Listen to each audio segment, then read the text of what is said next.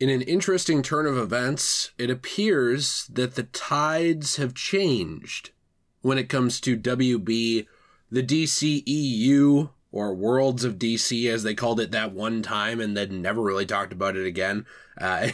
This is something that's interesting because, now keep in mind, it's a rumor, it's alleged, it's an alleged leak, but Zack Snyder has allegedly presented Justice League 2 and 3 plans to WB Studios for a possible revival following the WB Discovery merger. This is some pretty interesting stuff, I think, with everything going on with WB and the potential to see it. I'm going to talk about this a little bit. I'm going to talk about the story. This was originally presented by FandomWire, so the source is in the description. I always try my best to do that if you want to read the original source. And, you know, again, alleged leak. So we're going to talk about that. Keep that context in mind. But I will talk to you about why I think there is potential credibility to this with everything going on. So before we hop into it, please be sure to leave a like and subscribe if you enjoy this.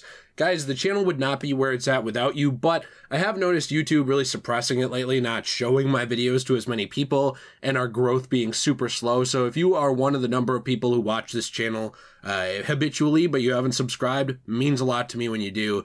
And just, you know, talking, leaving your opinion, leaving a like, stuff like that, helps me out a ton. So thank you very much for your support. But let's hop into this because it's interesting what happened with the original Justice League, where you had essentially the TLDR rundown version of it was Zack Snyder was blamed for the failures of Batman v Superman, still is by a lot of people, and I do understand somewhat that perspective, but I think a lot of people don't know what was going on behind the scenes. The studio essentially pushed Snyder to include Batman. They pushed him to work towards Justice League very quickly. He had originally wanted to essentially do a Man of Steel 2 before really doing anything else, right?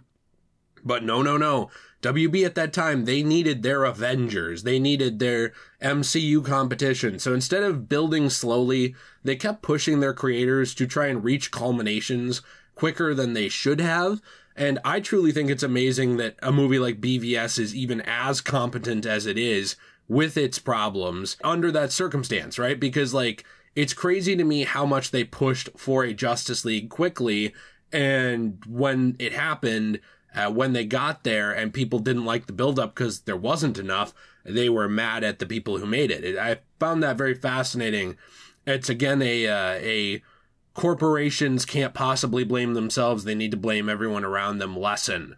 But it's now been revealed, according to reports from Scooper, The Truth 31, nice name, that Snyder has plans for possible sequels that would make for a Justice League trilogy, and he's already pitched his idea to WB.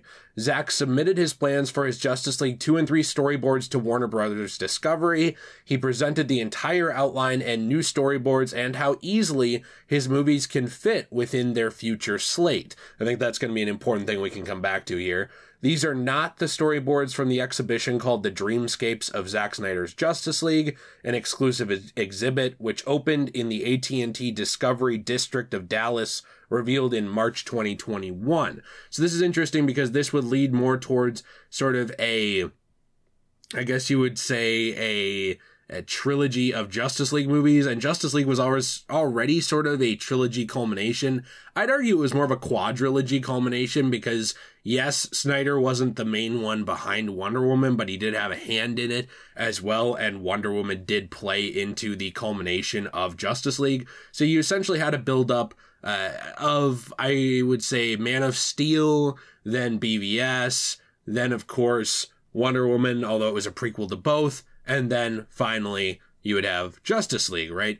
There was a lot of stuff set up in Justice League and in BVS to further on the timeline in terms of what they had wanted to do with things like the Nightmare timeline, with things like Batman and others fighting for the future, etc. Now, there are some things that I think could really help this if this is true, and there are some things that I think could really hurt this in terms of it potentially not coming to fruition. So I want to talk to you about those just a little bit and throw my opinions out there. In terms of helping this happen, if you're one of the people who wants this to happen, I think that one thing that could really help this is that the Snyder Cut was something that people really, really pushed for with Justice League. It actually did materialize. And I know that a few in my audience don't think this. I understand. But in general, it's pretty much agreed upon that the Snyder Cut is just a less incompetent version of what Joss Whedon did, right?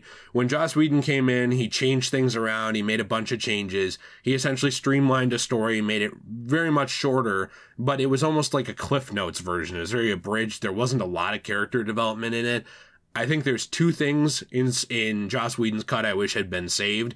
One was the line about wind up exploding penguins. I thought that was fun. And the other was Batman destroying a thug at the very beginning in the opening and him talking about Superman. I thought that was kind of fun. But other than that, there really wasn't much in Whedon's cut that wasn't,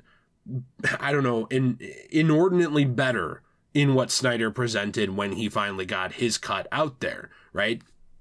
There also is a lot of public sympathy behind Zack Snyder, even from people who don't always agree with his vision. Like, I don't always connect with every element of Zack Snyder's vision for stuff. I don't.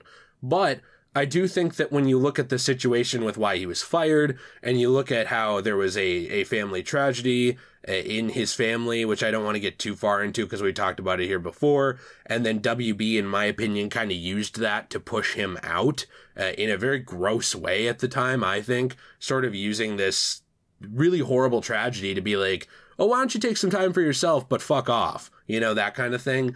There is a lot of sympathy behind Snyder because of this, because again, we live in a more transparent age of Hollywood where, yes, everyone's still a liar, but it's easier to see behind the curtains because of how many people have social media. I mean, people who work on sets have it. Everybody has it, right? And it's so much easier for information to actually leak out there.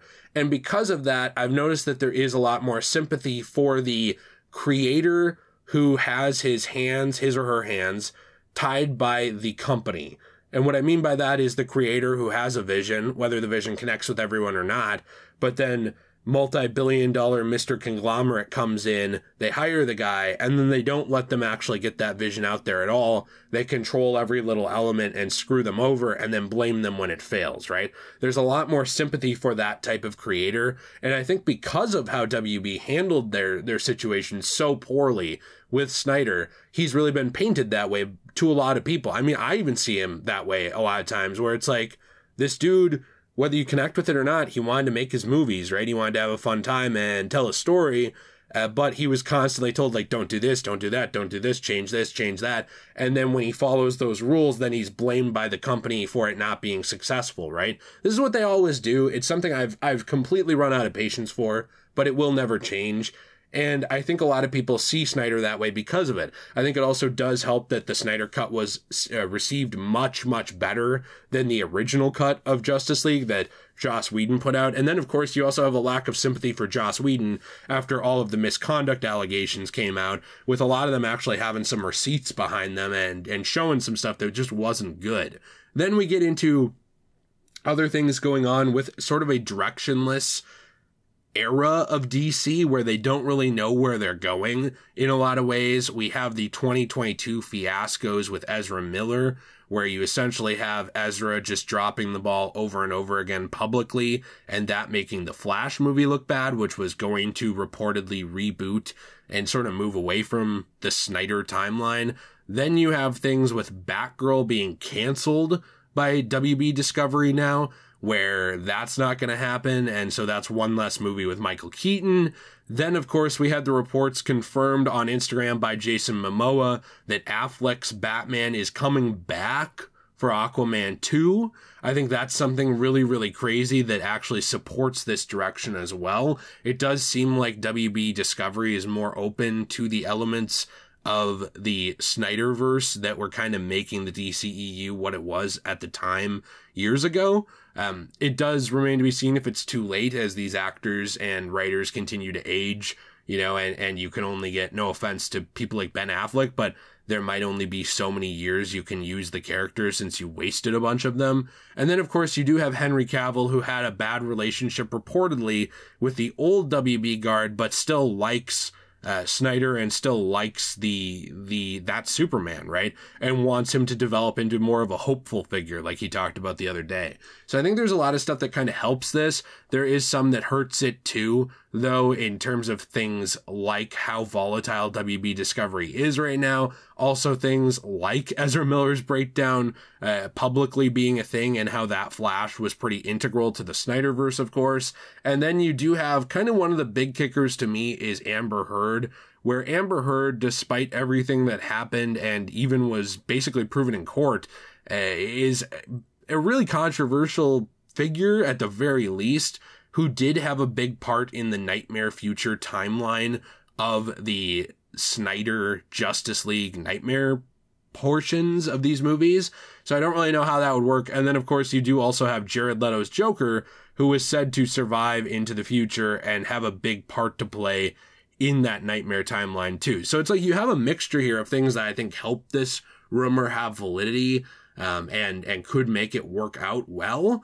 But then also you have some things that I don't know how they would work, particularly with like Ezra Miller and Amber Heard and things like that. So I'm interested to hear what you think in the comments down below. What are your thoughts on this? Would you want to see it? Do you think it's possible? Do you not think it's possible? Do you think they will just continue to move away from this? Or do you think that the steps that WB Discovery has made since their merger mean that they could be working towards this? I'm interested to hear your thoughts. Please let me know. Please be sure to leave a like and subscribe if you enjoyed this one. Have a fantastic day. And as always, everyone, stay shway.